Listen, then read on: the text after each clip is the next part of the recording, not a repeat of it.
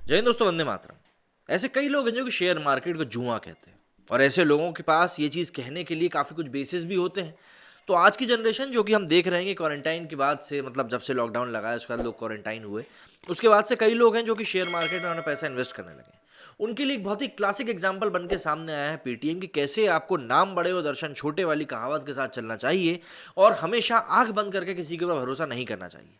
अभी कुछ समय पहले पेटीएम का आईपीओ हुआ था, जिसमें कि वो लिस्टेड प्राइस से तो कम ही था, लेकिन फिर भी 2000 के ऊपर था। लेकिन आज की कंडीशन में जो उसकी हालत हो चुकी है, मतलब यूँ समझ लीजिए कि जो इसके निवेशक हैं वो अपना आधा पैसा तो अभी ही खो चुके हैं और इसके ऊपर जाने की उम्मीद काफ़ी कम दिखाई दे रही है।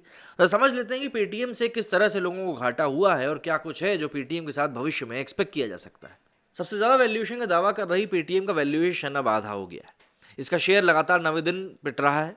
आईपीओ के भाव की तुलना में निवेशकों की रकम अब आधा हो चुकी है। स्टॉक 1025 रुपये के स्तर पर पहुंच चुका है। ये स्टॉक 17 नवंबर को लिस्ट हुआ था। पेटीएम का शेयर स्टॉक एक्सचेंज पर 2 महीने पहले लिस्ट हुआ था। इसकी लिस्टिंग इशू प्राइस 2150 रुपये की तुलना में 2050 रुपये पर हुई थी। उसी दिन इस स्टॉक में 27% की भारी गिरावट भी आई थी। किसी भी शेयर की लिस्टिंग के दिन इतनी भारी गिरावट हाल के सालों में पहली बार रही, और वो भी देश के सबसे बड़े आईपीओ में। अब पिछले 9 दिनों में ये 21% से ज़्यादा गिर चुका है। गुरुवार को ये तकरीबन 5% से ज़्यादा गिरकर 1031 रुपये पर बंद हुआ। हालांकि दिन में इसने 1025 रुपये का लेवल भी टच किया था। ये दोनों में इसका अब तक का सबसे न्यूनतम स्तर है। 2 दिन पहले ही पेटीएम की पेरेंट कंपनी 197 कम्युनिकेशन के सीईओ विजय शेखर शर्मा ने कहा था कि शेयर्स की लिस्टिंग खराब समय में हुई, जिससे इस पर असर दिख रहा है। उन्होंने कहा कि ऐसा लग रहा है कि कोई भी पेटीएम के शेयर को नीचे जाने से नहीं रोक सकता है। पेटीएम की तुलना बजाज फाइनेंस से की जानी चाहिए, जिससे कई मायनों में ये आगे है। हालांकि बजाज फाइनेंस का शेयर इस समय 7,798 रुपये पर बैठा हुआ है। 18 नवंबर को इसका शेयर 1961 रुपये पर था। यही इसका अब तक का उच्चतम लेवल है। इसका मार्केट कैप 66,862 करोड़ रुपए रह गया है। विदेशी ब्रोकरेज हाउस मैक्वायरी ने जब जब इस शेयर की कीमत में गिरावट की आशंका जताई है, वो सही हुआ। उसने लिस्टिंग के बाद कहा था कि यह स्टॉक 1200 रुपये तक जा सकता है, जो कुछ ही दिनों में हो गया।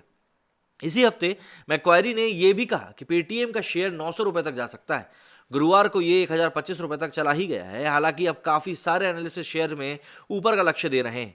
मॉर्गन स्टैनलीज, जेपी मॉर्गन और गोल्डमैन जैसे ब्रोकरेज हाउस ने कहा है कि ये स्टॉक 1875 रुपये तक जा सकता है। अगर ऐसा होता है तो निवेशकों को यहाँ से 80% के करीब मुनाफा मिल सकता है।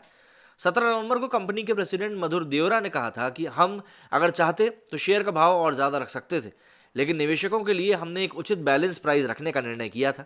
हालांकि इस समय पेटीएम का शेयर प्राइस यहाँ से 2 से 3 दिन और नीचे जा सकता है, जैसा कि मैक्वायरी ने इसका 900 रुपये रखा है। कुछ विश्लेषकों ने कहा है कि अभी भी निवेशकों को इसकी खरीदारी से बचना चाहिए। जब तक कि कुछ पॉजिटिव डेवलपमेंट ना हो, इसे नहीं लेना चाहिए। कंपनी ने अपने इतिहास में अभी तक कुछ ज़्यादा फायदा नहीं कमाया है। ये लगातार घाटे में चल रही है। सेबी के पास जमा मसौदा में भी इसके मैनेजमेंट ने यही कहा था कि निकट भविष्य में फायदा कमाने की कोई गुंजाइश नहीं दिख रही है। तो यही सब चीज़ें हैं जो कि पेटीएम को लेकर के नेगेटिव इम्पैक्ट मार्केट में क्रिएट कर रही हैं, और इसी कारण से इसका शेयर मार्केट का जो भाव है वो लगातार गिरता जा रहा है। मतलब आप जरा सोचिए, 2100 के ऊपर लिस्ट हुआ एक शेयर 1000 के करीब पहुंच जाए, मतलब 50% तो आपने वहीं पे खो दिया। अब देखना होगा कि आने वाले समय में क्या पेटीएम अपने निवेशकों को पैसा लौटा पाएगा या यूं ही एक मतलब घाटे का सौदा साबित होकर रह जाएगा। मेरे स्टूडियो में फिलहाल इतना ही। जय हिंद, जय भारत।